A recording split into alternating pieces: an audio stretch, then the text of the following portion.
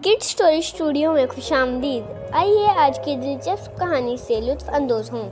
एक गांव में एक लड़की रहती थी जिसका नाम आयशा था। आयशा बहुत नर्म दिल और प्यारी बच्ची थी और इसका सबसे पसंदीदा साथी उसका तोता चाहत था। एक खूबसूरत सब्ज रंग का तोता था जिसकी चोंच और पर सुनहरी रंग के थे। वो हमेशा आयशा के साथ रहता और आयशा को भी इसको बहुत प्यार करती थी। वो दोनों हर दिन एक दूसरे को कंपनी में वक्त गुजारते थे। चाहत की हंसी, इसकी बातें और इसके अच्छे कमरे में हरकतें आयशा के लिए दुनिया की सबसे बड़ी खुशी थी। चाहत के दिल में एक खास बात छुपी हुई थी। वो आज़ादी का ख्वाहिशमंद था। चाहत कभी कभार अपनी चोंच से पिंजरे के दरवाजे को खोलने की कोशिश करता और बाहर उड़ने का इरादा करता, लेकिन आयशा उसकी ये ख्वाहिश नहीं समझ पाती थी। वो चाहत को कभी आज़ाद नहीं करना चाहती थी क्योंकि वो उसे बहुत चाहती थी। एक दिन चाहत ने अपने दोस्त बुलबुल से बात की, जो इसी गांव में रहता था और बहुत ज्यादा तजर्बाकार था। बुलबुल ने कहा, चाहत तुम्हें अपने आज़ादी के लिए कुछ खास करना होगा। तुम्हें आयशा को ये दिखाना होगा कि तुम मर गए हो और वो तुम्हें छोड़ देगी, फिर तुम आज़ाद हो जाओगे। चाहत ने बुलबुल की बातों पर गौर किया, मगर ये कैसे मुमकिन है? चाहत ने कहा, कैसे मैं इसे दिखा सकता हूँ कि मैं मर गया हूँ? बुलबुल ने हंसते हुए कहा, ये बहुत सादा है। तुम इस तरह से हरकत करना जैसे तुम बेजान हो गए हो। तुम्हारी आंखें बंद कर लो, जिस्म को ढीला छोड़ दो और फिर आयशा तुम्हें मर्दा समझकर कहीं दफन कर देगी। इस तरह तुम्हें आज़ादी मिल जाएगी।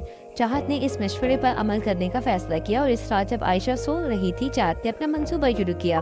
अगले दिन आयशा ने सुबह के वक्त अपने तोते को बाहर निकालने के लिए पिंजरा खोला।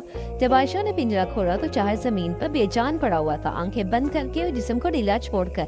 आयशा ने फौरन देखा और खौफ से उसके करीब पहुंची। चाहत, तुम्हें क्या हो गया है? उसकी आवाज लरस रही थी। आयशा ने चाहत को उठाया, उसको झंझोरा, लेकिन चाहत ने कोई हरकत नहीं की और उसका दिल टूट गया। उसने सोचा, इसका तोता वाकई मर गया है। मेरा प्यारा चाहत, तुम्हें कैसे ये हुआ? आयशा ने रोते हुए कहा। आयशा ने फौरन चाहत को एक जगह दफन करने का फैसला किया। उसने एक दरख्त के नीचे एक गड्ढा खोदा और चाहत को इसमें रख दिया। अब तुम्हें सुकून मिलेगा मेरे प्यारे तोते, आयशा ने दिल में कहा और फिर वापस अपने कामों में मसरूफ हो गई। लेकिन आयशा जब अपने काम में मसरूफ थी, चाहत ने आहिस्ता आहिस्ता अपनी आंखें खोल दी और अपने जिस्म को हरकत दी। वो फौरन दरख्त से उड़ गया और आसमान की तरफ परवाज करने लगा। उसके दिल में खुशी की लहर दौड़ गई कि वो आजाद हो चुका है। अब वो किसी पिंजरे में नहीं था। आयशा के आंसुओं के बावजूद वो आसमान में बुलंद हो चुका था। आयशा जब वापस आई और चाहत को दफन करने का इरादा किया तो उसने देखा कि चाहत आसमान में उड़ रहा था। उसकी आंखों में हैरानी थी, क्या यह मुमकिन है? लेकिन फिर आयशा ने समझा कि ये सब एक चाल थी। चाहत ने अपनी आज़ादी के लिए एक बड़ा कदम उठाया था।